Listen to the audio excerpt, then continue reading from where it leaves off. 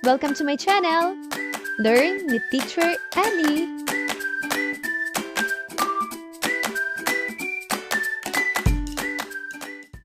Grade 5, Araling Panlipunan, ika-4 na markahan, ikalawang linggo, unang araw. Mga bata, magbigay ng isang salik sa pag-usbong ng nasyonalismong Pilipino at ipaliwanag. Tuwing nakikita mo ang ating pambansang watawat, ano ang unang salita na pumapasok sa iyong isipan? Ating talakayin ang konsepto at kahulugan ng Cadiz Constitution. Ang Cadiz Constitution ng 1812 ay nilikha bunga ng hangarin ng Spain na wakasan ang mga pang-aabusong dala ng sistemang konserbatibong umiiral sa kanilang bansa. Binibigyang halaga sa nasabing konstitusyon ang mga ideyang liberal gaya ng karapatan sa pagboto ng mga kalalakihan, pambansang soberanya, monarkiyang konstitusyonal, kalayaan sa pamamahayag, reforma sa lupa, at malayang kalakalan. Ating talakay naman si Ventura de los Reyes, isang mayamang Pilipino na ipinadala sa Cadiz at nahalal bilang kinatawan. Ang deklarasyon ng Cadiz Constitution sa Pilipinas noong 1813 ay lumikha ng matinding reaksyon mula sa hanay ng mga Pilipino.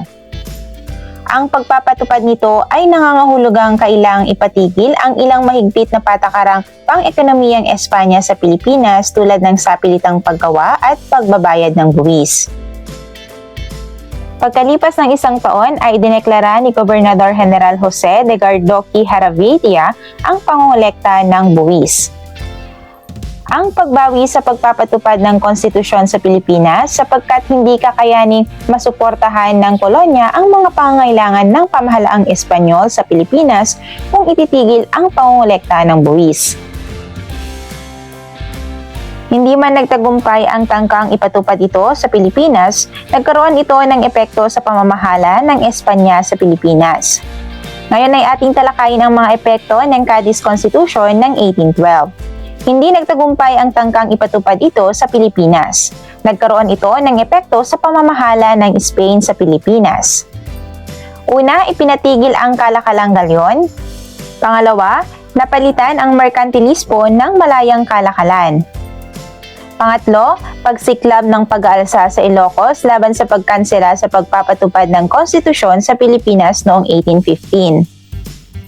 Pang-apat, paglaganap ng mga bagong kamalayan bunga ng Enlightenment sa Europe lalo na sa hanay ng mga Pilipinong kabilang sa panggitnang uri na nagkaroon ng pagkakataong makapag-aral sa Europa pagsapit ng ika-19 na siglo.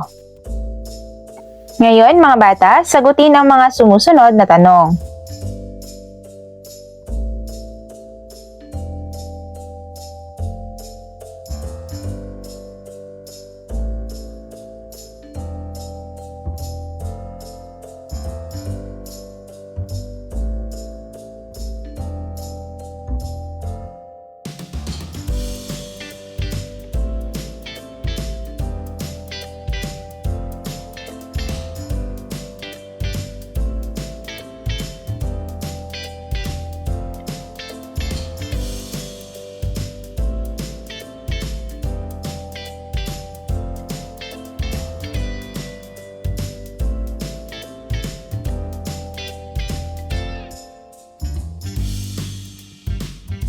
Ang mga mag-aaral ay maghahanap ng kapareha. Sila ay lilikha ng isang bagong konstitusyon na nakabatay sa mga prinsipyo ng Konstitusyong Cadiz at mga pangangailangan ng kasalukuyang panahon.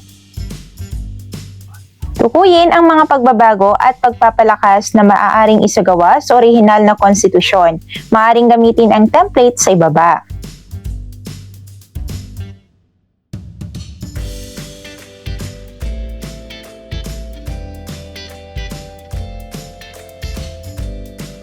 Ikalawang araw.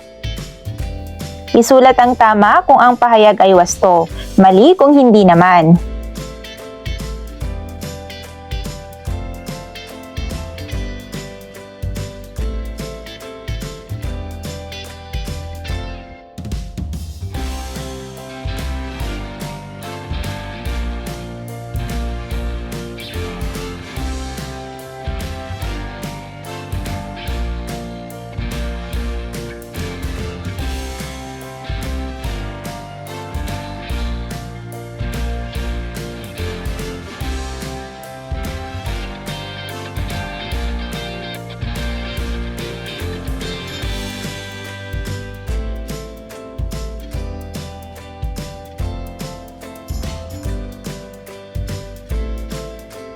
Mga bata, kayo ba ay pamilyar sa La Ilustrasyon? Ang La Ilustrasyon Filipina ay isang kilusang intelektual noong ika-19 na siglo sa Pilipinas na naglayong itaguyod ang mga ideya ng kalayaan, karapatan ng tao at reforma sa lipunan na pinangungunahan ng mga edukadong Pilipino o ilustrados. Ating talakayin ang La Ilustrasyon.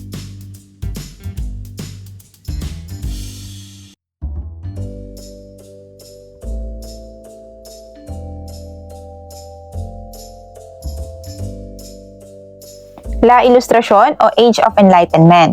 Ito ay may tuturing na mahalagang panahon ng paghahanap ng katotohanan at pag-angat ng antas ng pag-iisip at pamumuhay sa pamamagitan ng pagpapaunlad ng pamahalaan, infrastruktura at mga institusyon ng lipunan. Maaari din itong ituring bilang isang kilusang intelektual na umunlad sa Europe noong ika-18 siglo, bunga ng pagtatangkang kumawala mula sa Middle Age o ang panahon ng pamamayani ng pamahiin, bulag na pananampalataya at kawalan ng rason. Una, pananaw sa agham at karunungan. Ang La Ilustrasyon ay nagtampok ng pagsulong ng agham at karunungan. Ipinagtanggol nito ang paggamit ng pagsusuri at lohika sa pag-unawa sa mundo sa halip na pagtanggap lamang ng relihiyon o tradisyon bilang batayan ng kaalaman. Pangalawa ay pananaw sa pamahalaan at lipunan. Sa panahon ng La Ilustrasyon, ipinaglaban ang mga prinsipyong pampolitika tulad ng pagkakaroon ng demokrasya, kalayaan sa pamamahayag, at pagtatanggol sa karapatan ng tao.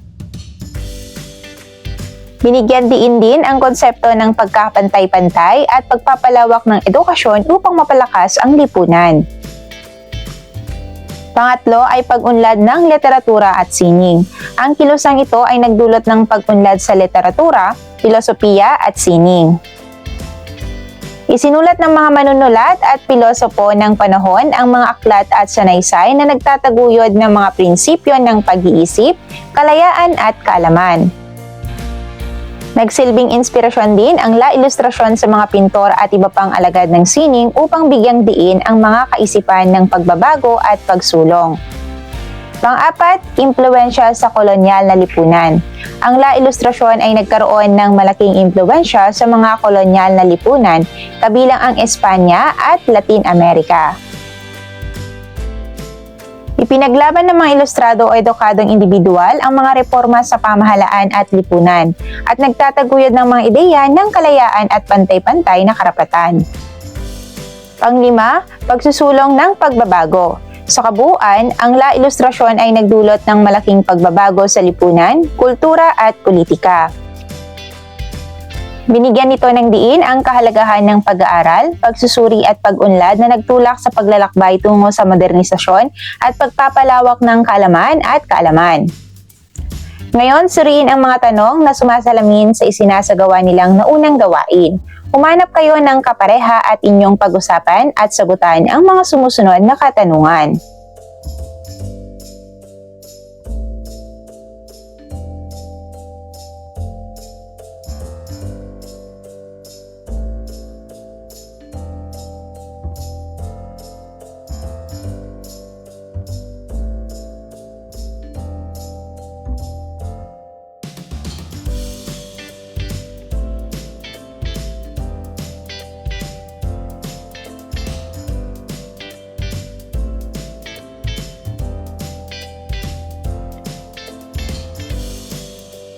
Mga bata, ano ang iyong natutunan patungkol sa La Ilustrasyon?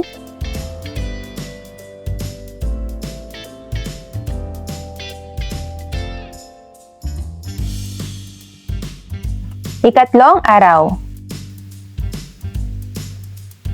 Ngayon, isulat ang tama kung ang pahayag ay wasto, mali kung hindi naman.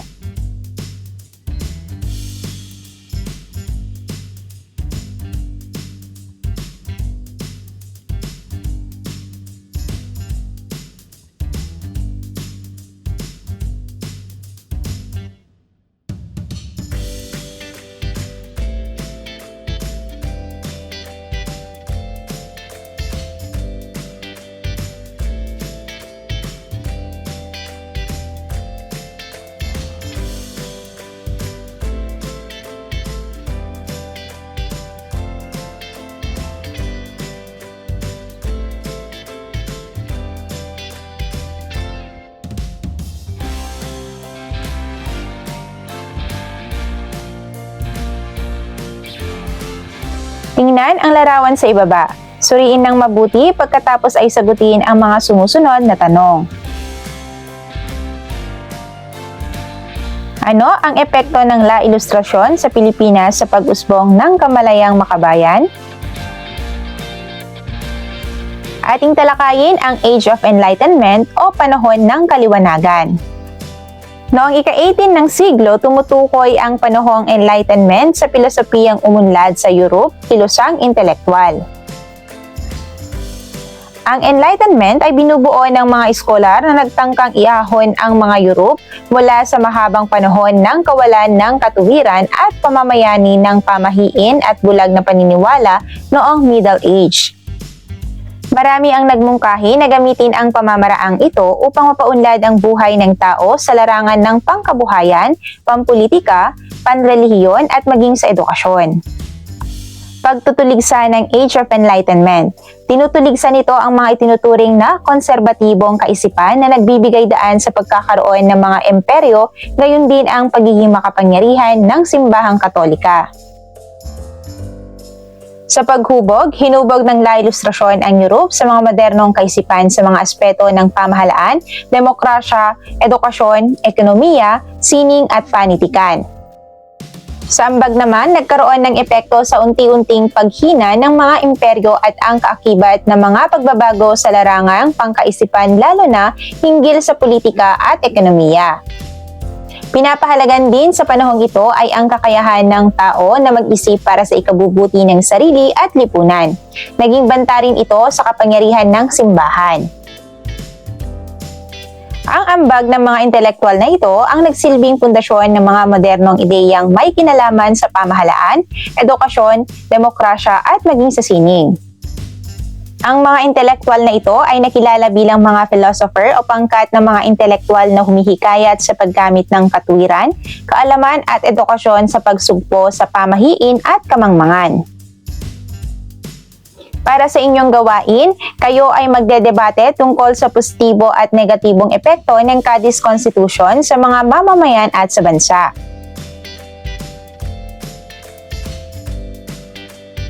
Sagutan ang graphic organizer at ilagay ang mga naunawaan at natutuhang konsepto tungkol sa Age of Enlightenment.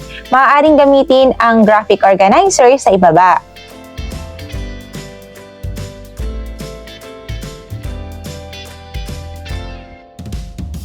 Ika-4 na araw.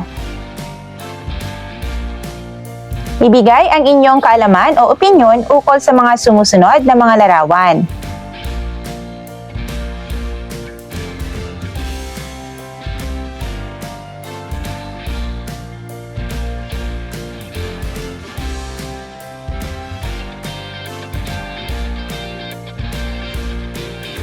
Basahin ang mga pangungusap at piliin ang salita o impormasyong bubuo sa diwan nito. Isulat ang letra ng tamang sagot sa iyong kwaderno.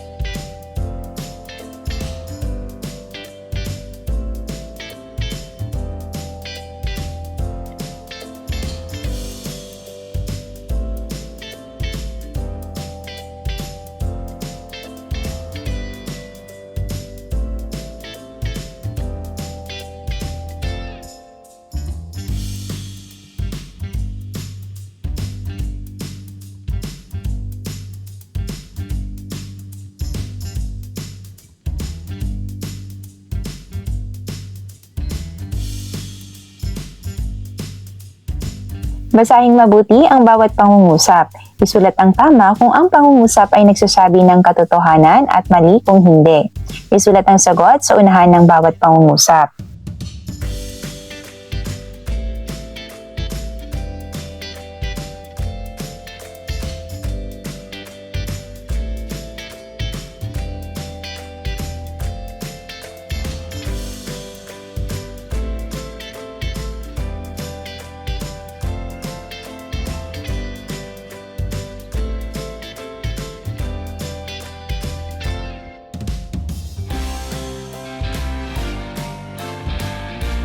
Sasagutin ang emoji exit ticket form bilang tanda ng pagtatapos ng kanilang pag-aaral ng aralin.